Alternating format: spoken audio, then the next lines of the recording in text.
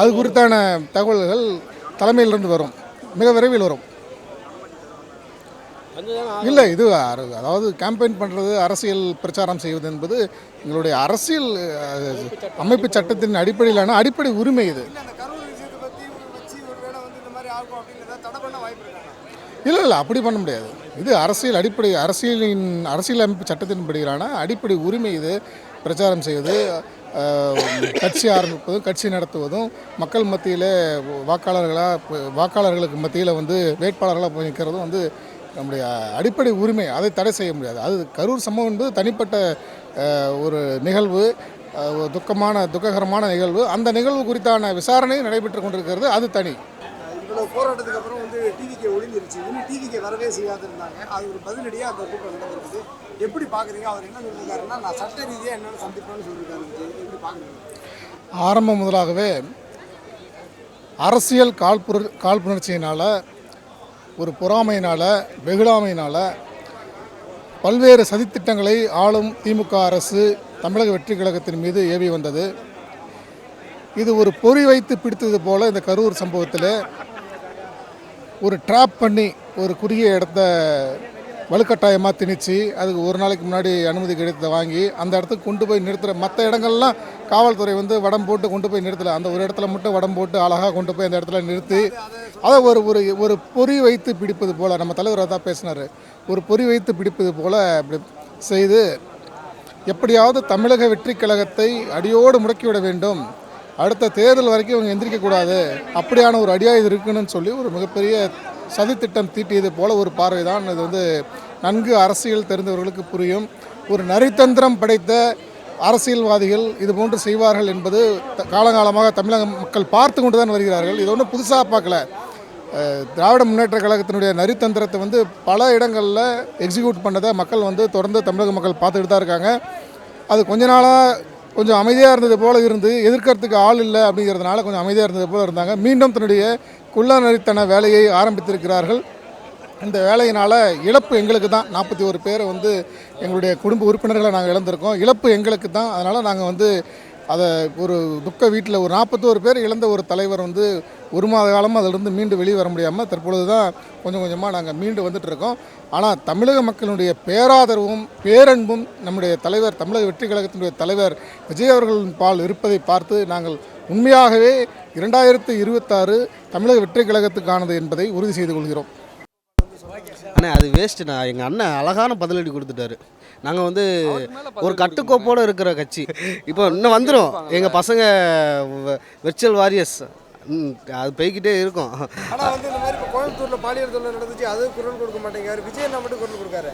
அது சங்கிகள் கூட்டம் அப்படி தானே பண்ணுவாங்க. அதாவது கொத்தடிமை கூட்டம் 200 ஊப்பிகள் அப்படி தான் பண்ணுவாங்க. உண்மைக்கு குரல் கொடுக்க வர மாட்டாங்க. முதல்வர் வர மாட்டார். இந்த பேசின வாடகை வாய்கள் யாரும் வராது. எங்கள் அண்ணாக்கு கரெக்டாக தெளிவான பதில் கொடுத்துட்டாங்க. இதுக்கு மேலே நாங்களும் இதை பேசி அது எங்களுக்கு தான் அசிங்கம். அவங்கள பற்றி பேசுறதே நாங்கள் ரொம்ப அவமானமாக நினைக்கிறோம். எங்களுக்கு நிறைய வேலை கொடுத்துருக்காங்க நண்பா. என்ன கட்சியை கட்டமைக்கிறதுக்கு 1008 வேலைகள் இருக்குது. இனி அடுத்தவங்களை பற்றினா நாங்கள் பேசுறதுக்கு நேரம் இல்லை. எங்கள் கட்சியை ஒரு நம்பிக்கையான நம்பிக்கை ஏதாவது சொல்கிறோம். யார் அவர்? அது எப்படி அண்ணனே பதில் சொல்லிட்டாங்களே, அதுக்கு பதில் சொல்லிட்டாங்கல்ல, அதுக்கு மேலே நம்ம என்ன பதில் சொல்கிறது? நிரந்தர முதல்வரே தளபதி தான்.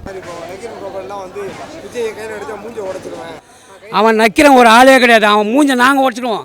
அவன் ஒன்றா தில்லு இருந்தால் வெளியே வர சொல்லு. அவனை நக்கிறன் கோபால் தானே. அவன் திமுக எச்சா. அவன் ஒன்றா திமுக வரட்டும் ரோட்டுக்கு. நாங்கள் பதில் சொல்கிறோம் அவனுக்கு. ஆமாம், விஜய் தான் அவருக்கு ஆமாம், திமுகவுடைய அடிமை தான், திமுகவுடைய அடிமை. அதனால் விஜயை டார்கெட் பேசுகிறாங்க. தளபதி தான் தவிர யாராலையும் வர முடியாது. திமுக யாருன்னு காட்டாங்களா? நாங்கள் தமிழ்நாடே நாங்கள் தாவேக்க யாருன்னு காட்டிட்டோம். தளபதி ஓடி ஒழிகிற ஆள் இல்லை, தேடி அடிக்கிற ஆள். வருவார்.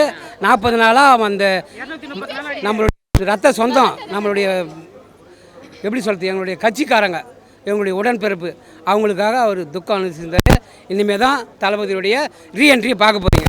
ஆனால் அதுதான் நான் சொல்கிறேன். அவங்களுக்கு தரம் தாழ்ந்து பேசுகிறது, தரம் தாழ்ந்து விமர்சனம் வைக்கிறதே தான். அவர் கோவம் நியாயமான எடுத்துக்கலாமே. அதுக்கு முன்னாடி எவ்வளோ குற்றங்கள் தமிழ்நாட்டில் நடந்திருக்கு. ஏன் அதுக்கெல்லாம் வராத கோவம் இதுக்கு மட்டும் வந்திருக்கு? இப்போ நாமக்கல்லில் ஒரு கல்லூரியில் 400 மாணவர்கள் வாந்தி மயக்கம் எடுத்துடும் போது வராத கோவம், கோவையில் ஒரு பெண்ணை வந்து கூட்டு பாலியல் பலாத்காரம் பண்ணும்போது வராத கோவம், திருவண்ணாமலை கோயிலில் வந்து 2 காவலர்களே ஒரு பெண்ணை சேர்ந்து பாலியல் பலாத்காரம் செஞ்ச வராத கோவம், இவர் மேலே மட்டும் வருதுன்னா என்ன, பியூர் வன்மம், பயங்கர ஃபுல் காழ்ப்புணர்ச்சி மட்டும்தான், வேறு எந்த ஒரு காரணமும் இல்லை. 2024 வெற்றி வாய்ப்பு எப்படி இருக்குன்னு ஆனால் கண்டிப்பாக இருக்குதுங்க. நான் ஆக்சுவலாக இது என்னென்னா, இந்த ஒரு திமுகவோட ஹிஸ்ட்ரியே வந்து நான் ஓப்பனாக சொல்ல போனால் 2021 சட்டமன்ற எலெக்ஷன் வரைக்கும் நான் கோட்டை லாஸ்ட் போட்டு 2000 அப்போ வரைக்குமே நான் திமுக தான் போட்டுட்டு இருந்தேன். ஈவன் அந்த 2000 இப்போ பார்லிமெண்ட் எலெக்ஷன் நடந்துச்சு இல்லைங்களா, அதுலேயுமே திமுக தான் ஓட்டு போட்டுருந்தேன். தளபதியே வந்து சைக்கிளில் வந்து சிம்பாலிக்காக சொன்னார் திமுக தான் ஓட்டு போட்டேன். ஆனால் இப்போதைக்கு நான் எதுக்கு திமுக ஓட்டு போட்டேன் நான் ஒவ்வொரு நாளுமே வந்து ஃபீல் பண்ணிட்டு இருக்கேன். இது மாதிரி ஒரு கட்சியாக நம்ம சப்போர்ட் பண்ணோம், இது மாதிரி ஒரு கட்சி கூட நம்ம பயணித்தோம் அப்படின்னு சொல்லி. உண்மையில் ரொம்ப ஒரு மோசமான கட்சியாக இருக்குது. இதெல்லாம் மாறிட்டு இருக்கும்போது இந்த தளபதியோட மாற்றம் வந்து தமிழ்நாட்டில் அதான் தளபதி கிளியராக சொல்கிறார் இல்லைங்களா, இனிமேல் தமிழ்நாட்டில் போட்டியே தாவேகா திமுக இது 2 கட்சிக்கு மட்டும்தான் போட்டியே அப்படின்னு சொல்லியிருக்கிறாரு. இல்லை ஐயா, ஃபஸ்ட்டை விட இப்போ வந்து நல்லா இன்னும் ஃபீடாக ஓடணும்னு சொல்லி தளபதி சொல்லியிருக்காரு. இன்னும் ஆதவ் சார் வந்து அதுக்கு உண்டான விளக்கத்தை எல்லாத்தையுமே தெளிவாக சொல்லிட்டார். என்ன நடந்தது, எப்படி எந்தெந்த சூழ்ச்சி எப்படி ஏற்பட்டது, அது எல்லாமே ஆதவ் சார் நல்லா தெளிவாக சொல்லிட்டார். இந்த மக்கள் மத்தியில் இப்போ ஆதரவு இருக்குதா? ஏன்னா வந்து இல்லை, மக்கள் மத்தியில் எங்களுக்கு ஒரே ஒரு ஒன்று கூட குறையல இது வரைக்கும். அதுக்கப்புறம் தான் எங்களுக்கு ஆதரவு வந்து அதிகமாகவே ஆச்சு. ஒரே ஒரு ஆதரவு கூட எங்களுக்கு குறைவே இல்லை, அதிகமாக தான் இருக்குது இது வரைக்கும். திருவள்ளூர் தெற்கு மாவட்டம் குட்டியண்ணமாரி அங்கெல்லாம் செம்ம செல்வாக்கு. அங்கெல்லாம் திருவள்ளூர் மாவட்டம்லாம் வந்து தமிழக வெற்றி கழகத்தின் கோட்டையாகவே இருக்குது. இல்லை, அதுக்கு நம்ம ஆதவ் சார் நல்லா தெளிவாக சொல்லிட்டார். வந்து தொட்டு பாருங்கள், கை வச்சு பாருங்கள் அப்படின்னு சொல்லிட்டார். இளைஞர் படை எல்லாமே சேர்ந்துடும். அது வந்து ஒளிரன்னா எங்கேயும் வெளியே ஓடலைல்ல, அவர் இங்கே தான் ஒன்று ஆஃபீஸில் இருப்பேன் இல்லை வீட்டில் இருப்பேன்னு சொல்லிட்டாரு. அதுக்கப்புறம் ஓடி ஒன்றும் அவசியமே இல்லை. நீங்கள் எஃப்ஐஆர் ஃபைல் பண்ணால் நாங்கள் அதுக்காக ஏபி இப்போது போட்டுற போகிறோம். எல்லாருக்கும் வழிவகுப்பு கரெக்டாக இருக்குது.